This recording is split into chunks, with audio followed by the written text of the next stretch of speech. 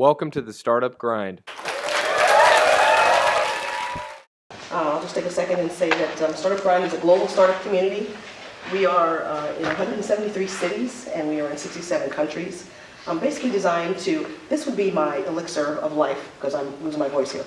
But basically we are designed to educate, inspire, and to connect entrepreneurs. We do that through monthly settings like this. We also have an annual event that takes place based out of Mountain View, California. And so each month, all over the world, there are events that are taking place where we are interviewing company founders, educators, investors, VCs, about the topic of entrepreneurship, small business. So I'm excited. Our guest tonight has a very unique business and has an awesome story for entrepreneurs because he actually had the opportunity to start a company, scale a company. That company was acquired, and now he is back in the grind, and he is starting up his company again. So we have a tradition in Startup Grind. So I want to invite you all to help me welcome our guests. We think that everyone should have at least one standing ovation in their life. So just ask you to kind of rest on your feet and help me to welcome our guest for this evening, Ken Deckinger from Jess Meet Ken. Thanks. So we're going to be, Ken and I spent some time together last week, so if we're a little informal and comfortable, it's because we are informal and comfortable. We had a really good time last week, and so I know that we're going to have fun again tonight. But just first of all, just thanks for coming down from Boston. I was saying I don't even remember where I heard about your company, but the idea and the concept of it was so unique. Your current company we're talking about. Yeah. But I want to kind of do a kind of start kind of at the beginning and talk a little bit about Ken. And how you kind of came up, and then talk about the company that you sold, and then kind of bring it up to date with where we are now. So were there role models that you had when you were growing up? Sometimes I find from founders that, yep, they're absolutely, there's someone that they saw that they kind of knew they were going to be an entrepreneur. What was it like for you? First, thanks for having me. It's great Absolutely. To be here. Thank you very much. I grew up in an environment of role models. My family, my father was father, and my uncle, and everyone was basically an entrepreneur. And so I always just witnessed people starting businesses, and a lot of times they were more traditional businesses. But my family was in commercial real estate development, so so my whole life I saw entrepreneurs doing their thing, and I used to, when I was a kid, we talked a little bit about this. I used to pretend I was an entrepreneur.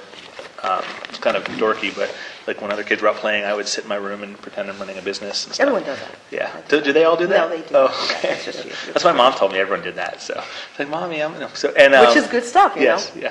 Yeah. And then I just everyone that I knew when I was a kid, all the families that my parents kind of knew and hung out with, everyone was basically some type of an entrepreneur, and I think that was just part of the community that I was exposed to when I was younger. So. Which is awesome because that, you had that expectation sort of people doing, if we think of the traditional 9 to 5, which these days is not as traditional. We have a lot of entrepreneurs and small business owners, but the norm for you had an experience of seeing a norm that was different from others. And so how did you find that affected you either in school or as you progressed into adulthood? Yeah. Well, what's interesting is I don't know if I knew it was different from others.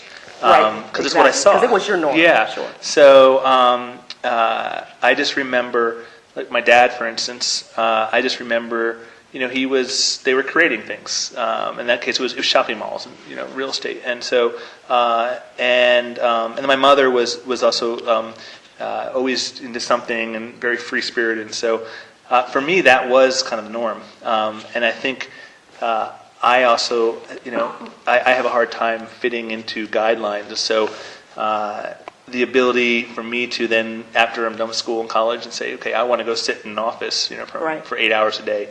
It just wasn't even really an option in my mind because not only did I not know it, I couldn't do it. I go crazy, Sure. Yeah. And so, as you went, you kind of went through school. Did you take courses that, you already didn't have that mindset of I'm gonna. Sometimes we think I'm going to go to college, do my 4 years or 6 years or whatever it is, and then get a job, get the job. But that wasn't what you saw, wasn't what you were surrounded with. So did that affect the types of courses that you took? Yeah, so it did. So I took business courses, but even then I wasn't necessarily prepared. So one of the things is, so when I was done with school, there were none of these entrepreneurship programs, Sure. accelerators and incubators, and all these things that can actually put you on a career in like a startup innovation kind of community. Right. So I did what I could to kind of get involved and get to know people when I was in school that were also kind of into entrepreneurship, but there was no structure around it. So we were just kind of, buddies and friends that were kind of like wanted to start businesses, and we tried to start business in college, and it didn't really work. Right. But yeah, I focused on business, and I focused on classes that I thought would ultimately give me a structure to kind of think. Sure. So you come out of school, you've got this wonderful heritage of folks who are creators, who are really kind of developing and establishing an environment that allows them to sustain themselves and their families. And so you get out of school and you have these friends that everybody wants to create a business. How did that translate? Because realistically, a lot of folks talk about starting businesses, right? So we hear or we experience people that are like, I'd love to be, but to go from that idea and actually take that step and execute the action that it takes. How did that play out for you? Yep. So when I was done with school, I went back to school because I didn't know what I was going to do.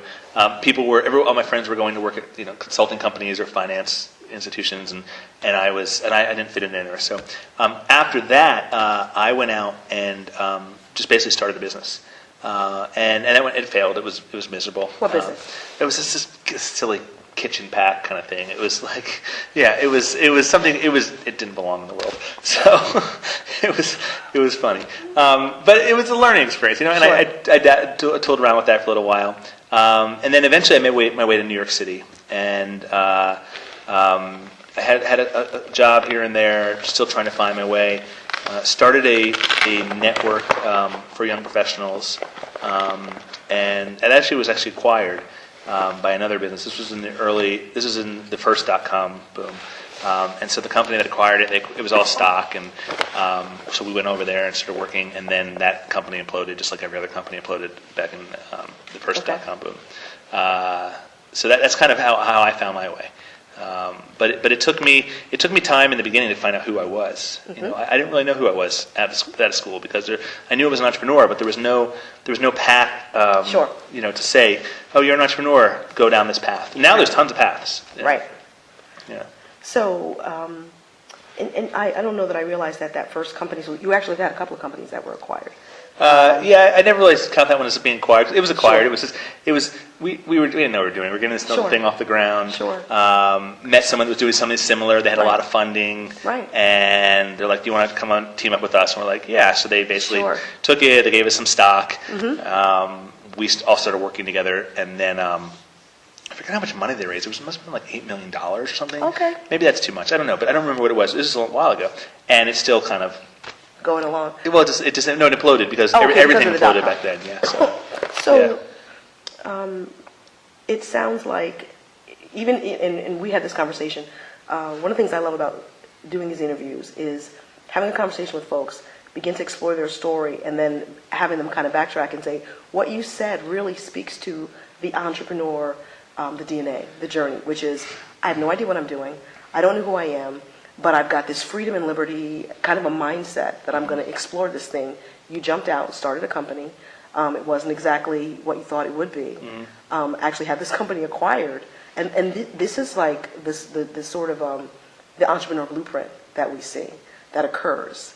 And so after the .com and things got a little bit hairy for a lot of people, some folks didn't bounce back from .com.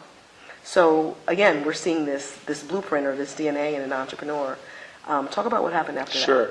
I think that's right. I mean, I'm an entrepreneur. That's all I know how to do. Sure. And so after that happened, we wound up starting Hurry Date. And actually got a job at a software company, small startup software company. I was only there for a little while, and we wound up starting Hurry Date. Talk about Hurry Date. Yeah, so Hurry Date. So Hurry Date was one of the pioneers of the concept of speed dating, and we started it in New York City, and no one really knew what speed dating was. Sure. And so we threw a speed dating party in New York, and we had a friend that had an email list, and so we partnered with him to promote this first speed dating party that we were throwing. We had 50 men, 50 women show up. It was a big party. I was in my 20s and single. It was the greatest day of my life because I was on a microphone in a bar and all these women were looking at me. That never really happened much. And so that was really exciting. And anyway, the party was a success. And so I think we made like $2,000 from this one party. Yeah. So I had more money in my pocket than I'd had, you know. And so we decided to throw another one of these. So we're like, okay, this was a great success. In 4 weeks, let's do another. Mm-hmm. So we threw another speed dating party 4 weeks later, another Hurry Date party, and had 50 people, 50 men, 50 women at a bar again. It was great. And so I started this with a woman named Adele, who was a childhood friend of mine. Mm-hmm. And I said to Adele, let's do it again, and let's just grow this all over.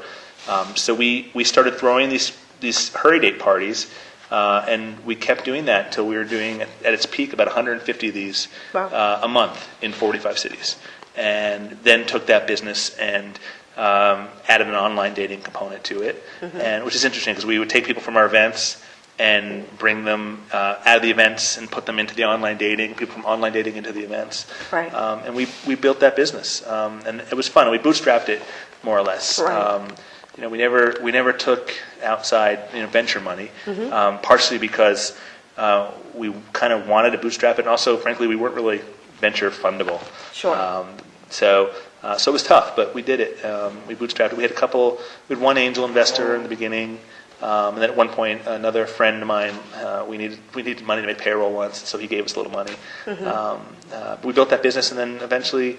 That was 2001. We started it, and that was after a couple of years, a year and a half or so, trying to find my way. And then by 2006, we were having chats about having the company acquired, right? Which was pretty cool. It was fun. Yeah.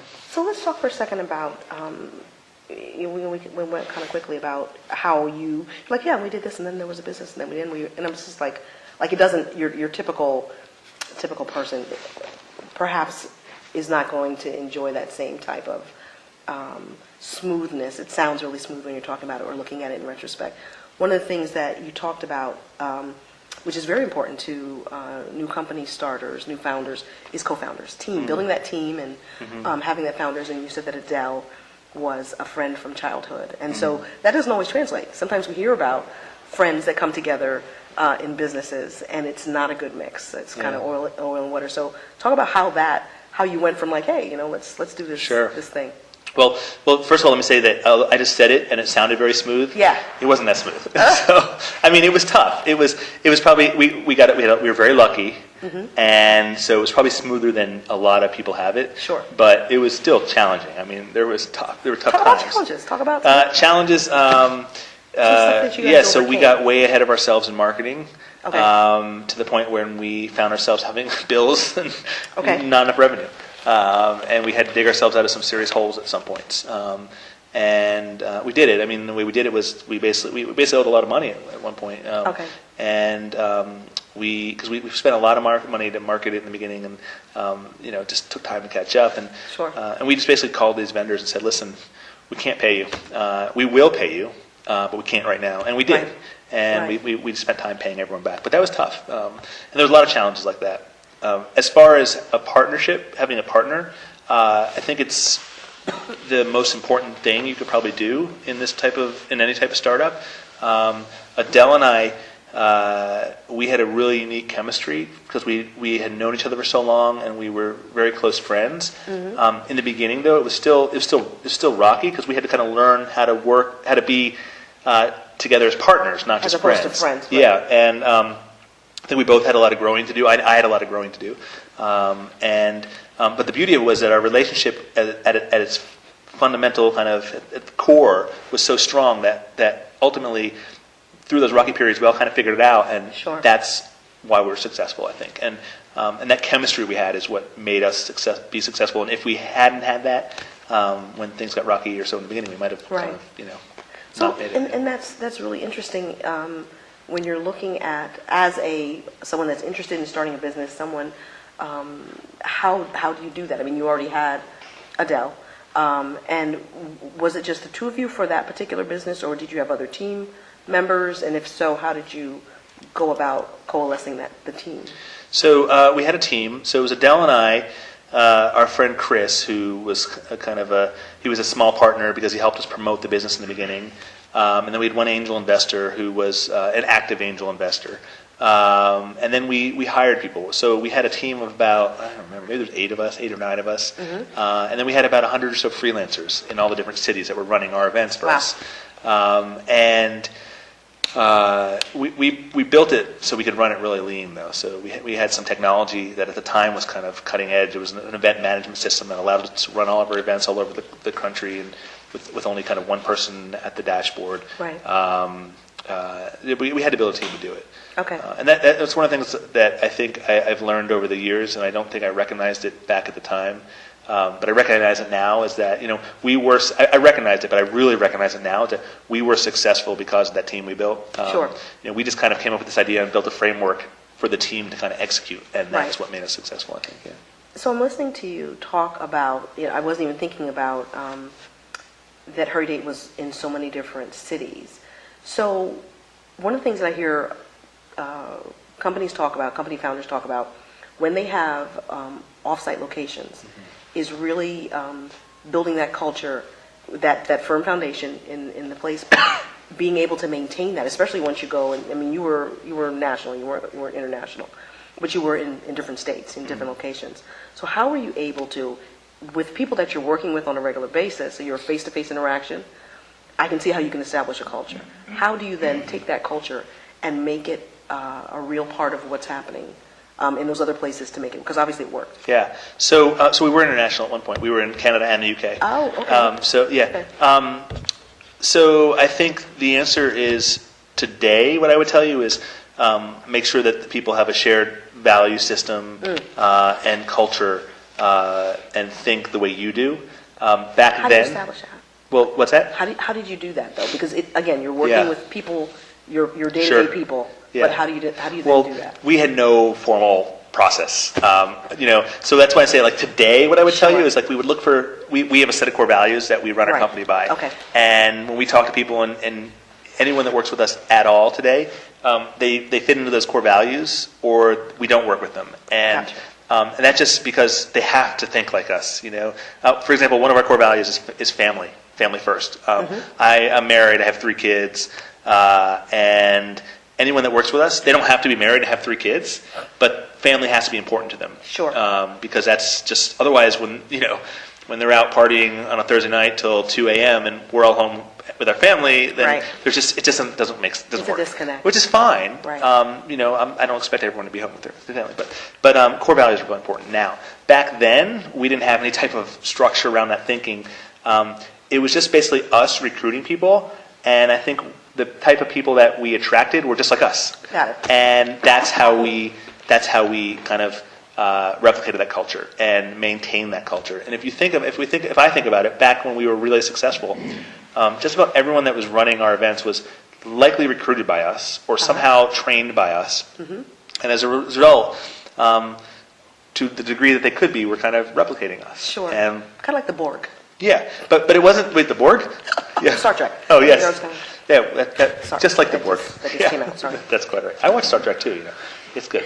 But like it was just. I think we just attracted people like us, right. And that helped the culture carry over. And to maintain. That's pretty awesome, actually. Yeah. It's very important too. Like that's probably my number one now. Is it so? Culture. Culture is the key, and then and that culture is predicated on the core values. Yeah. And really making sure that is conveyed, and really infiltrating all of the units, almost like a cord that kind of runs Absolutely. through. Yeah. One of our core values now is we take our work seriously, but we don't take ourselves seriously. Give us the core values. How many do you have? You can't. I'm going to forget them now. And now No, I'm in trouble. no. Well, you're supposed to know your core values. Yeah, but that obviously was one that was really important. You don't have to give them all to us. So the first one is we take our work seriously. We don't take ourselves seriously. Right. Anyone that we work with has to be really serious about what we do, but has to be able to tell the worst joke they've ever heard in their life, you know, and laugh at it and think it's funny. I tell terrible jokes. But anyway, so yeah, family is one. Right. What else? Oh God, I'm so embarrassed. We're supposed to. No. We'll let you. Wait. We'll let you think about that. Yeah, perfect. We'll let you come back to it. But the point is, everyone hits our core values. Yeah. And we've had a couple people work with us as consultants that didn't meet core values, and eventually, it doesn't work out. It just doesn't work out. It doesn't. Yeah. So it's kind of rubbing the wrong way. Yeah. So you were able to. Oh, details. Details are important. Yeah, no, go ahead. Details are. Just that we're very agile. We move quick, but we focus on every detail. Okay. Anyone that we work with has to basically, like when I like we get into details and we say, why are we, saying this way? Right. They need to be able to have that conversation, and we need to be able to harp on why we're saying that way. We move fast. We make decisions quickly. Sure. That's part of that core value, but it's also you can never overlook a detail. Yeah. But when you say the agile and nimble, I laugh sometimes. Technology, IT in your company is certainly, using technology furiously is how IT really has taken commonplace words like nimble and agile and just given it this whole sort of a different twist to it. But again, those are the whole lean startup, modality. It sounds like that was something that you guys were able to do. Do you think that is part of being? Do you think it's an age thing? Do you think that you guys were able to? Did you find that most of the folks in your satellite office, you said they were like you, so you're replicating? Do you think that part of that agility and that leanness came from your entrepreneurial background and mindset, and also was it an age thing? Do you think? I think when we talk about agile, though, I think I reflect more on that now, like this current business, as opposed to because we've learned a lot over the past few years. Sure, we're going to talk about that. Age thing. No, not back then. I don't. Well, the only reason it was an age thing back then is because they happen to be our target target demographic was me, and so I was in my 20s and single. Sure. And so tell that story. What's that? Tell that story because basically entrepreneurs often you start a business because you're solving a problem. Yes. And when you just told me that was just funny to me. Well, that's right. I was in my 20s and single, and so basically everyone I spoke to recruit for us to run our events back then. They were, in their 20s and single, and so they liked it because they had the same mentality I do. I can get a microphone in front of a bunch of single people at a bar, How cool is that? It was pretty cool. Yeah, and so to a degree, age happened to play a role only because they were in our demographic. Of your business. Exactly. Yeah. So the company was acquired, and that was awesome. And I want to chat about that just for a moment because. It wasn't I don't know if there was such a thing as a typical acquisition in terms of you kind of went through and I don't know enough about it. Is that where you kind of interest is shown and you kind of get into negotiations and then there's kind of a waning or a kind of talk about how that the process? Yeah, just kind of the acquisition. So we were at a point in our business where we were trying to figure out what we were going to do. Our business was largely, I don't want to call it fad, but it was a trend. And it was plateauing, and we had to figure out what we were going to do. And there were a couple options where we could diversify and just kind of branch off, maybe not like pivot, but do something like that. Second was, raise money and just put fuel on the fire and grow the business. And the third was become part of or aligned with something bigger. And we were trying to figure all those out, and ultimately we contacted Spark Networks, who wound up acquiring the company, and contacted them to do a distribution deal. So not necessarily to be part of something bigger, but to align ourselves with something bigger. They had these massive sites, and if they could put people into our product, we could grow our business. Raising money was challenging. We had opportunity to raise money, but it was challenging because we didn't feel we could actually get enough return on the money we were going to spend on the marketing. So if we raised $1 million, which we actually had an opportunity there, we spent $1 million, we weren't going to be able to create enough value because customer acquisition costs were so high and stuff. So we wound up talking to Spark about a distribution deal. I just lobbed an email in, and then couple weeks later, got an email back from this guy named Greg, who was the COO and president of the company at the time. We talked, and we kind of thought something made sense, but it made more sense as like an acquisition because it didn't make sense for them to promote us, and then we walk away with all our users and stuff. Sure.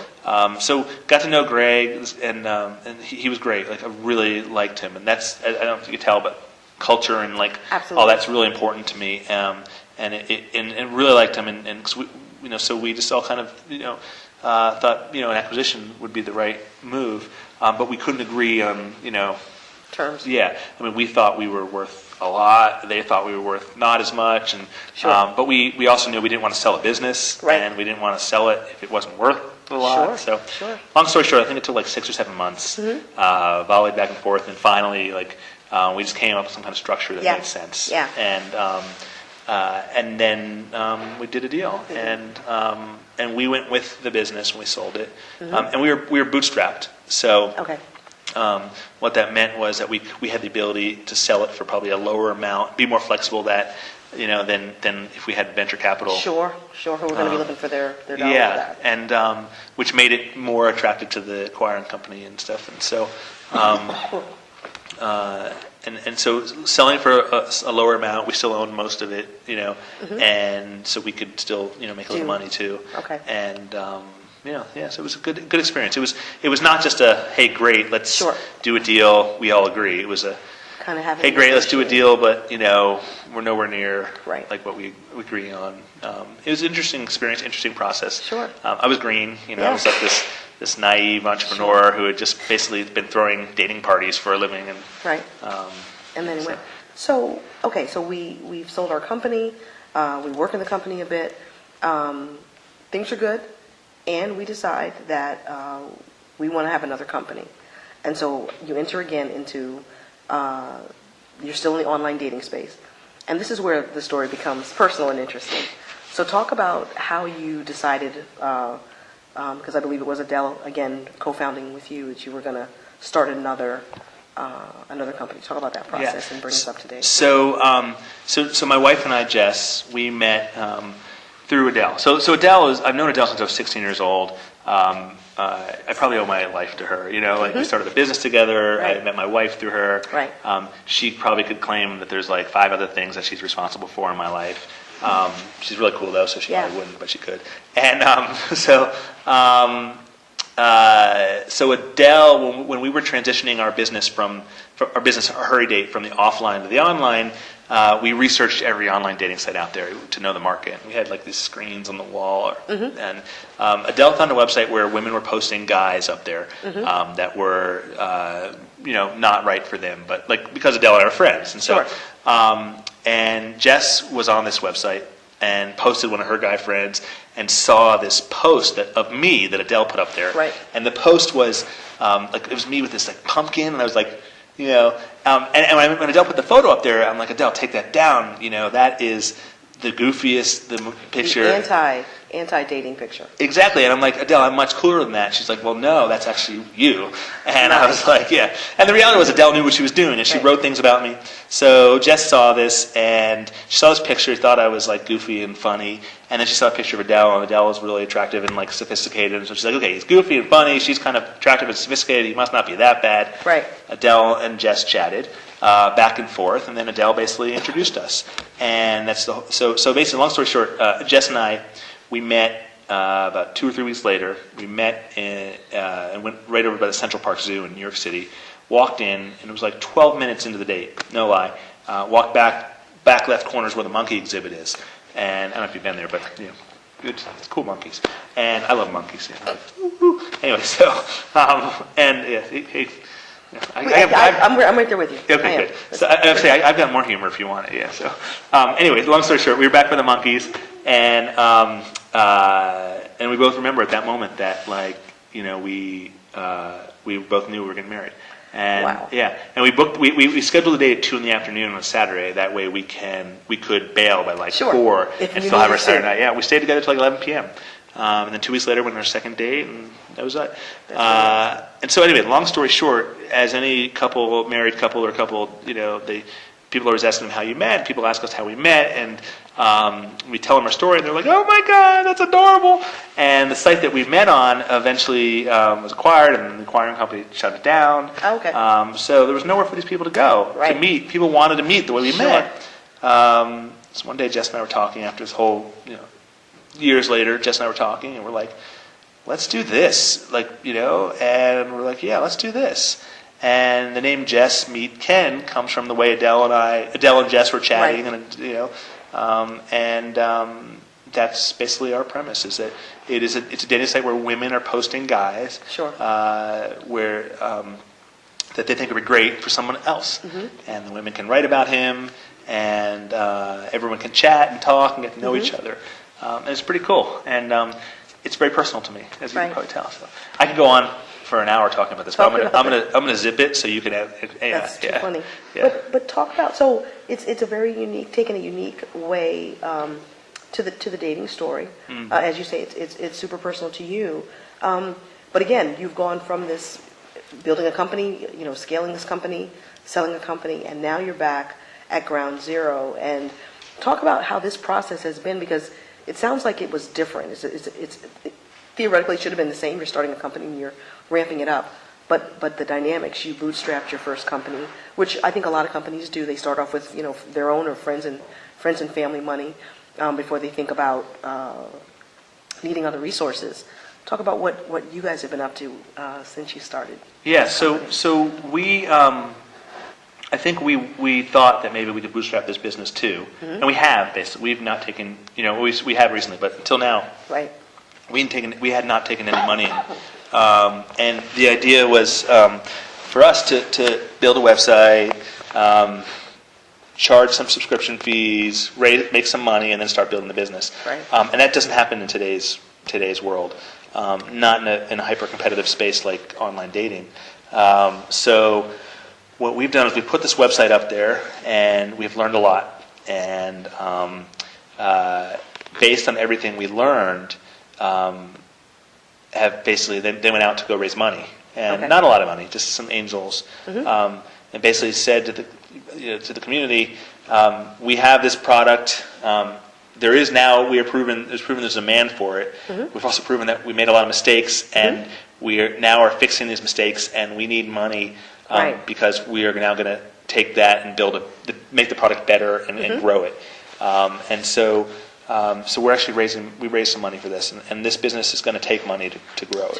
So how I guess I'm curious about how you said that you learned some things from. So you had the first experience of running that particular business, which you have a second business that's in the same space, similar business, but very different. And can you share some of those things, some of those insights that you got that made you realize that bootstrapping it yourself was not going to be? Yeah. So there's two main things that we learned. The first is if you build a dating site and it is a dating site, not a dating mobile app, you're crazy. Okay. So this is dating is mobile these days. And we knew that from day one, but we thought we could stretch it out a little longer, thought we could leverage the site into an app. So we had to evolve, our thinking there. And we always felt we would go mobile, but it became pretty clear that it's a much stronger value proposition than online. The second is the way that the users are communicating and interacting on our site. There's some friction friction points that are ultimately not. They're challenging, and so what we learned was what those friction points are, and we use that to figure out how to fix them. And we're pretty sure we fixed them now. Right. Yeah, but I think we fixed them. And so those were the two big things we learned. And so we couldn't have done that necessarily if we went mobile first. Right. We had to use this website that we kind of hacked together to understand how what those friction points are. So we really know now what our users want and what they don't want, and made some assumptions, frankly, about what they wanted that were totally wrong. And so those are the kind of things we had to learn. So when you were building the site, the original site, and even actually when you were building the mobile app. How did you go about testing, yep, this feature or benefit is good, yes, or was part of it from just customers were just saying, clients were saying, yep, this is what we want? Yep. Or did you do focus groups, or how did you go about finding out? Like, So 3 things. So first of all, there were things where customers said, yes, this is what they want, but they still didn't want those. So that was one thing. The second was... So you're saying customers don't necessarily know what they want? I think customers know what they want, and you really need to listen to them. But there were cases where a customer would say to us, this is what I want, and then they wouldn't follow through on the action. And a lot of times it's because of our execution of it. And so, which brought us to the next level was how we kind of really understood what they wanted. And for that, we did a couple things. We did surveys. So we would send out surveys to like 2,000 users, and you would see pretty clear patterns. Okay. And you would see things that there were, X percentage of the survey respondents were frustrated about. And frustrated is a nice word of saying like angry, and angry at us, which I get it. And so, we're like, we need to put attention here to this area. The other thing we did was literally did focus groups. And finally, we would actually just get on the phone and meet with users and ask them, sit down with them and say, what do you like about what we're doing? What do you not like about what we're doing? And that was really, that was probably the most beneficial. And through this, we were able to kind of see, what they want. And again, this is all stuff I had to learn. Sure. Our first business, it was like a big events business and the online dating business, but like the online dating business, it didn't really matter how fine tuned it was because like the online, the events people fed into it and it kind of played off, but now we're a product where like the technology is all that matters. So it has to be perfect. And, so we spent a lot of time really understanding it. And like I would have customers write into our customer service, and I do all the customer service because it's actually it's pretty doable. And so I would have customers come in and write into us, frustrated about something. And my response is a lot of times is like, great, hey, can I call you? And I would literally get on the phone with them, and they would say, I love this. But like I've written to 10 people, and I've gotten 5 responses. And then we try to figure out why. And so then we go into and we say, okay, the 5 people that didn't respond to you, like I actually then go right to them, email them, and call them, and I get people respond and say, hey, I'm just curious, no judgment here. I'm just curious, why didn't you write back to this person? And they tell me. I said, so we spent a lot of time on our website learning all that and making iterations based on that. And that's something I really had to get into because no one was telling us why it wasn't, like in the beginning it didn't work, right off the out of the gate. And we still have a long way to go, but so I actually just called people and find out. Yeah. And so what I heard you say a couple things. Trying to focus on one is that really companies need to understand that they really have a couple of set of customers. So they've got you did focus and research on your external customers, but also just equally as important, your internal customers and your internal clients to find out, why, we think about it like, I didn't get a response back from these folks, but then you spent some time finding, all of that seems like it would help to make the whole thing work better, faster, stronger, as I like to say. Yeah, it does for us. So we have something new coming out soon, and when we started working on this, we sat down with the whole team, and we're like, look, here's what we do. Here's 4 things that we know for a fact are not working right, and so when this next thing comes out, they have to work right. And, this is not happening and it should. This is not happening and it should. This is happening and it shouldn't, And this, where is this, And then, and so like the product that, like our next release, what we're releasing is going to, it actually addresses those. And like we sat down with tons of people, like users, and like got them into the process when we're building it. And again, this is stuff I had to learn. I never really built like Her Date. We didn't have to build like this. Her Date kind of just had some momentum and it was going. And so that's the way we do things. I don't know if I answered that question. Yeah, no, I think you did. Yeah. And also, when I shot up to see you, you were in a meet space for MassChallenge. So talk about that, because that's an acceleration process. How did that play out? Yeah, so MassChallenge is an accelerator. They're in Boston. There's 3 locations now: Boston, Israel, and London. Okay.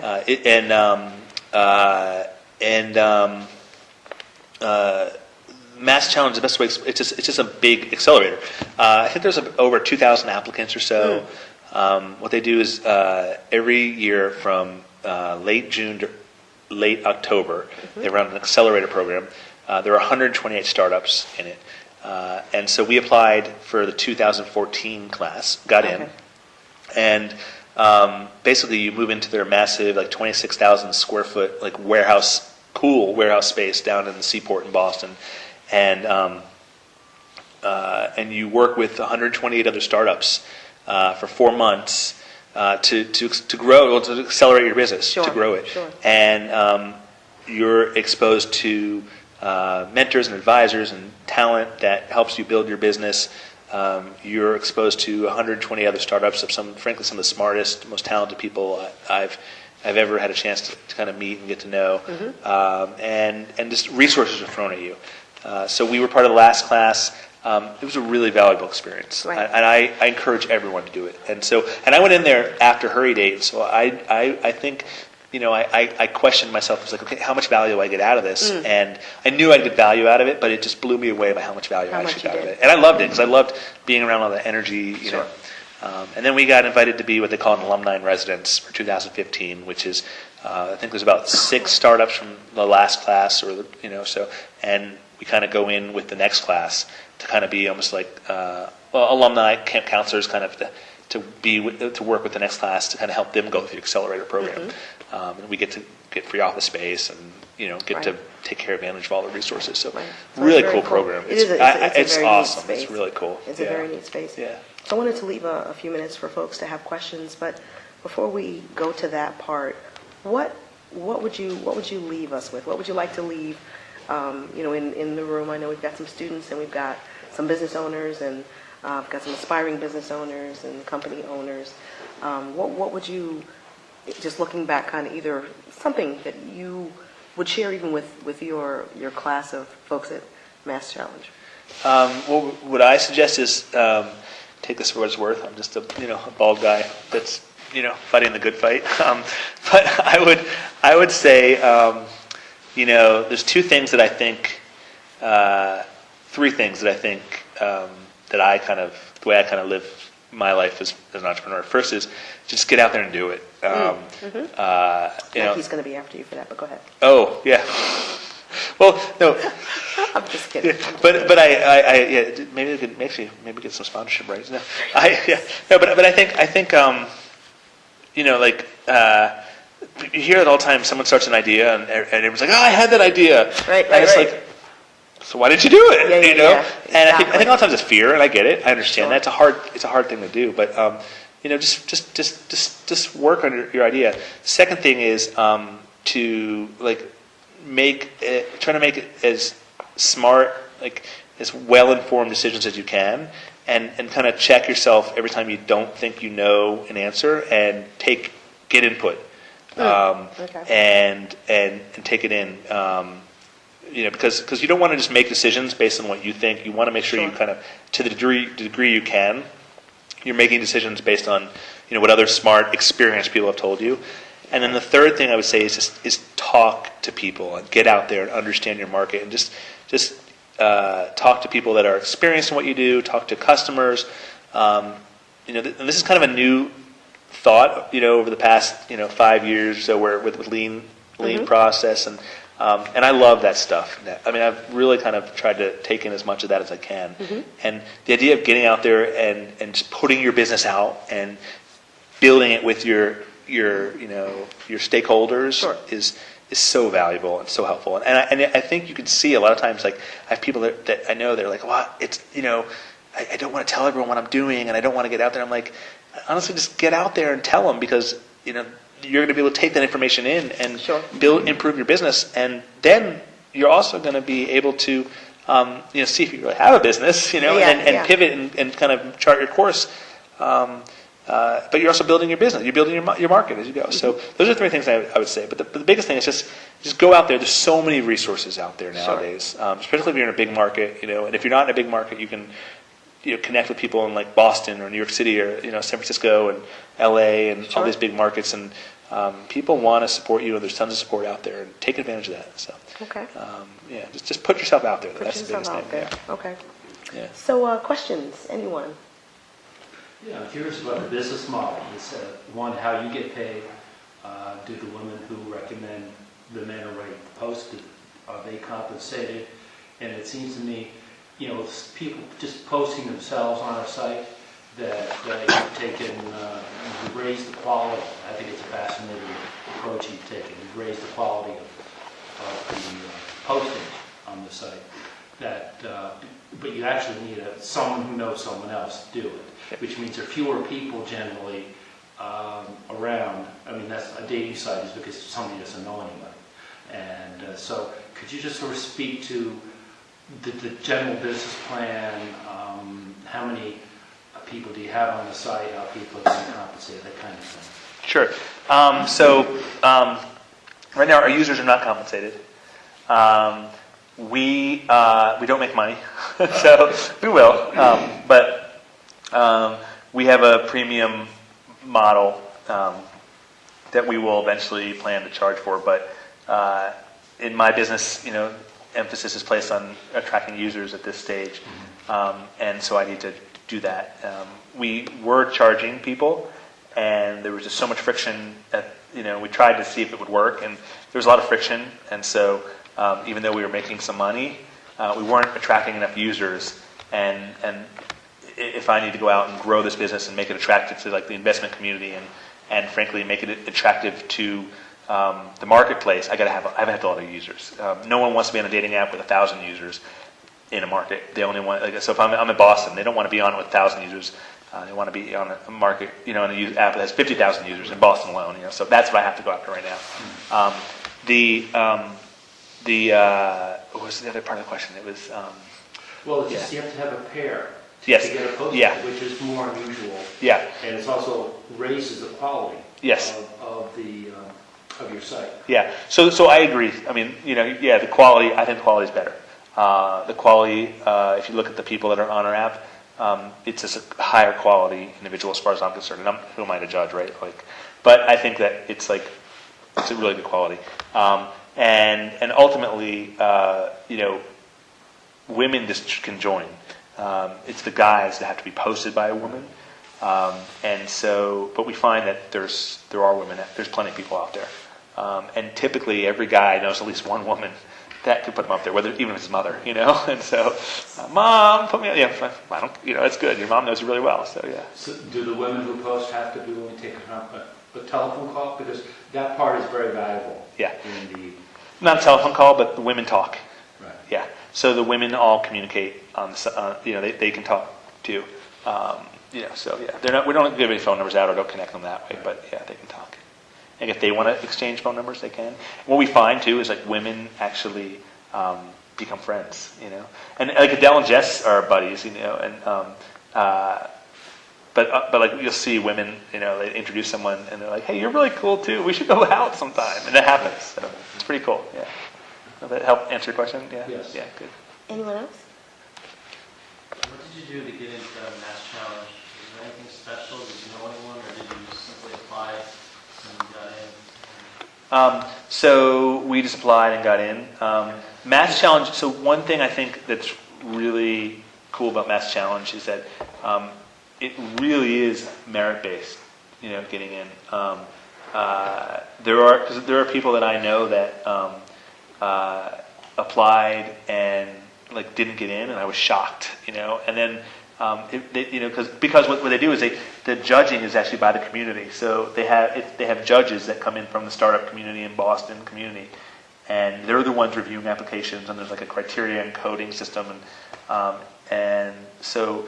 It's pretty I think it's pretty objective.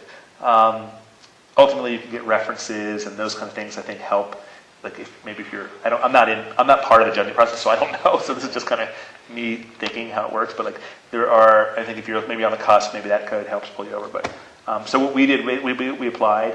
MassChallenge looks for, I think they basically look for startups that have the ability to have a high impact, and as you define impact. So, but able to have a high impact, make a dent on the world, and I think that they want to believe that. That the startup has the ability to actually do that, and so I think that's what got us in the ability that like the way we defined impact, and the idea that we kind of showed that we could achieve that is what I think maybe got us in. I don't know, And those are like kind of comparable to like Y Combinator and Techstars. Yeah, it's different. I think every program is different. Mass has different kind of attributes. So MassChallenge is often referred to as, and I think it's awesome. It's like a giant salad bar of resources, and you just take what you need. And it's big. Like there's a lot of startups. Where I think some of the others may be a little more hands-on and focused. MassChallenge is like let's go, and it's like high energy and just programming, all to help you grow your business. But you take and choose what you want. And so there were some things that like I don't know, like they brought lawyers in to teach about creating your entity and stuff. I know that stuff. I don't need, but for some people that was really valuable. And so they would go to that kind of stuff. For me, I was really into the product development stuff and the UX. They had all these like UX experts come in, and I was like, I have to learn this, and so I'd go in and work with them. So, yeah. If you want information, I can give you information. It's really valuable. Awesome program. I couldn't speak highly enough. You mentioned that the original company was bootstrapped and that you also had a partnership. Can you explain, did the bootstrapping come from one of the founders, or was it both founders? And can you just explain a little bit more about how you figured out the partnership agreement and, just like revenue, the revenue disbursement, and then when you tried to sell it, how the bootstrapping played into the final decisions on who got money and so forth? Yeah. So the bootstrapping, we were making money. So our first event, I mean, we had like 100 people paying like $20 a ticket, made $2,000, and the idea was, wow, if we made $2,000 a month and we did 10 of these events, we just made $20,000. So that's one component of how we bootstrap the business. Not all events had 100 people at them. And as we expanded, some markets, those were in New York where they had 100 people, expanded to other markets like Charlotte, North Carolina, which is a smaller market, couldn't get 100 people. And but that's really how we kind of bootstrap the business. We had an angel investor come in and give us, a little money, and that helped, kind of put a little fuel in the fire in the beginning. But otherwise it was basically just growing the business and kind of like building like an old-fashioned business that actually makes money and like using that money to then reinvest it and grow it. That's more or less what we did. The only money we ever took was from, in the beginning, like an angel investor who worked with us, who gave us a little money. And then, I don't know, it was like 3 years in or 4 years in, it was like, it was literally like, I don't know, January 30th or something, and like we weren't making payroll, and the payroll company, actually we didn't make payroll. It was 2 weeks ago we didn't make payroll for the upcoming payroll, not January 30th, it's December 30th, and it's like New Year's basically, New Year's Eve, the day before, and I called a friend and he's like, okay, here's $50,000, and we made payroll. I'm sorry, what was that friend's name again? No. Yeah, but yeah, so that was basically the money we took. And then as far as the partnership, we were an LLC, and basically we disagreed on some type of equity kind of division in the beginning, and then when the angel investor came in, he put money in at an agreed valuation until he got a chunk, and then so when the company was acquired, everyone got from the acquisition proceeds, pro rata, what we own the company. They got their chunk based on that. So that's how it's all decided. It's all pretty. It was all pretty, not always, but in this case it was pretty straightforward. Like a lot of times if you go through venture funding, there's preferences and and then people get a chunk of money out first, and then the founders get their chunk, and then everyone else divides the rest. There's all kinds of things. We didn't have to deal with any of that because we were just a bootstrap company. Did you have any kind of financial advisor or legal advisors that was helping you figure out how to set up all this properly? We had an attorney, and then we just kind of talked to people and figured it out. Back then it was just kind of a lot of just trial and error, and also, there's two ways to look at it. One is the actual, I guess, from like an advisor. There's like the actual legal, advisor stuff, like how do you structure it, what's this, what's that, that kind of stuff. And then there's the, I think, almost like the entrepreneurship, like mentor kind of advisor saying, excuse me, I had like 5 pieces of chicken before that. So, sorry. You invited me here.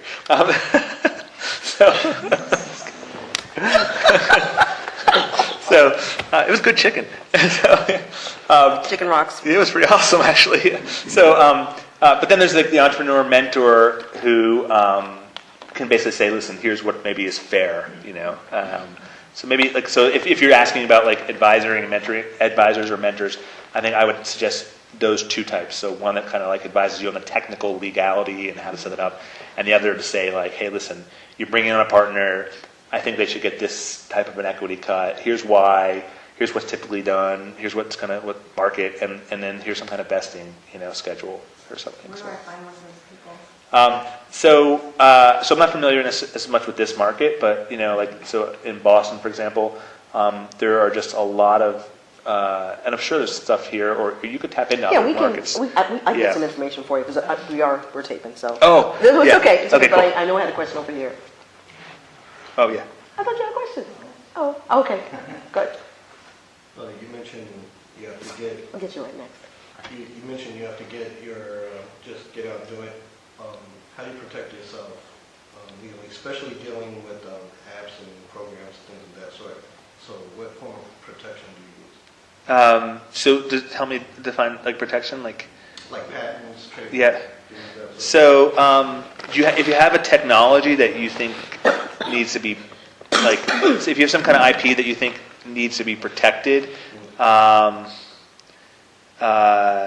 never have. So, but if you do, then you probably want to connect with like a IP attorney or something, and they can probably give you the right guidance.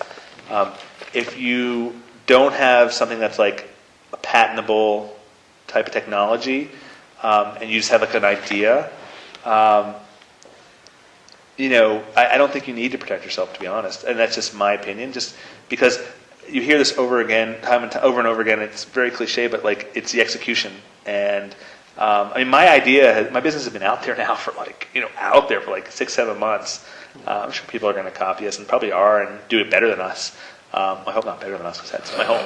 But my point is that how we're doing it and what's in our heads is what's going to make us successful. My advice is, you don't want to like spill your secret sauce to the world, but just like if you have an idea and you think that like you're worried about someone stealing your idea, then it's probably you may just need to step back and I don't know, check out how you're planning to execute it, because that's really what's going to make you successful.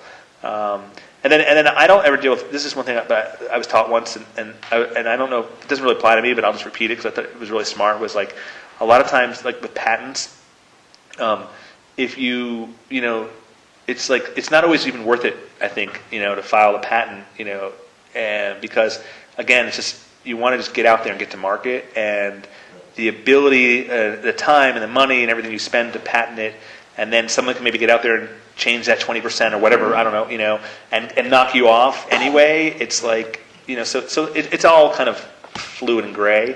And I've never played in that space. Like, I've never been smart enough to have something that's like, oh, this is patentable, you know?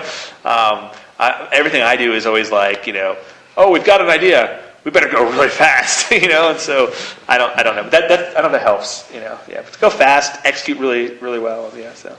This gentleman right here. Ken, you told that you both have experience in work in New York and in Boston. And could you please tell, like, which of the cities has the better, let's say, environment for startups, in your opinion?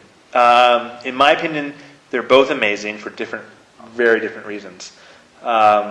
Quick summary is New York is very like, let's just go and we're gonna like just crush it, and we're gonna just work hard, and we're not gonna sleep for 6 years, and we're gonna and there's a lot of money flowing in, and Boston is very much got this like how can we help you if you have a startup, we're all in this with you kind of, and we're going to work whatever we can do. Kind of the community kind of helps itself to move things forward. So they're both very good in different ways. It's like, yeah, they're both good. But I have found, frankly, that Boston has got maybe a closer network and a more supportive network than New York was a little more fragmented. We suppose we can contact you in terms of making some connections in the startup community in Boston. Yeah, I'm happy to point you in any direction you want. Yeah, Albany. Yeah, they're both awesome. Mark, New York's awesome for startups. Boston's awesome. They're just different. But like when I moved from New York to Boston, like the Boston community just kind of embraced me, and I was like, well, this is a little weird. Wow. And then I realized, well, that's just the way Boston is. Like everyone's like, here, let us help you, and I was like, wow, this is pretty cool. And I think it's just the nature of the market there. It's like, and they're just so. But New York was awesome too. I mean, New York, I owe a lot to New York City, and it was awesome. So, yeah. Just one more question. Yeah. With regard to you speak about bootstrapping, what about those guys who actually have no possibility to bootstrap a lot? How do you think? Is it like okay to try to get money from investors as fast as possible, or bootstrapping is like the best idea even if you don't have enough funds yourself? So this is a really long. It's like a long discussion. Yeah. But my short answer, in my opinion, is again, it's really great because like if you need the money, go get the money. But in many cases, you probably can't get the money until you have something. Yes. So the way I like to do things is just bootstrap it as long as you can to create as much value as possible, so that when it is time to raise money, it's just natural. Like there's this inflection point where it's like, oh, it all makes sense to raise money. Like if you go out and people are like no, then you need to kind of create the value to get to that point where all of a sudden that tier of investor is like yes. And that tier may be angel. And so, for example, we raised money from angels for this business so far, and I know our next is going to have to probably be some kind of institutional fund, but we're not ready yet. And if I go to them all now, they're going to be like, no. But I know what I have to now. So I took the bootstrap money to get us to the point where the angels started saying yes. Now I need to take this angel capital to grow it to the point where kind of this early institutional investors start saying yes. And bootstrapping is all about being creative, and not necessarily with your money, but with with the resources that are available to you. So we're actually I'm gonna wind the interview up because you're gonna stick around for a while, so you folks will be able to actually ask Ken some questions afterwards. But I just wanted to say thanks so much. I knew this was going to be an awesome conversation, and really glad that you were able to share with us. And just to thank Over It, Paul Hook and Dan Dinsmore, who always make this venue, available, gives us the opportunity to do what we need to do, and video team Limitless Imprints, who always make it happen here on the video side. So thanks to you guys for doing that. And then, of course, you folks that are here, just really glad that you all are here. We're intimate, but like I said, when it's an intimate setting, I think folks really are engaged, and hopefully folks have gotten what you're looking for tonight. and invite you all to come back. Startup Grind, we're booked through the end of the year. Next month, we have David Dassault, who owns a couple of manufacturing companies in Schenectady. So that's going to be an interesting conversation. That's on July the 15th. But I think that we are complete here, and thank you all for coming, and thanks. Thanks.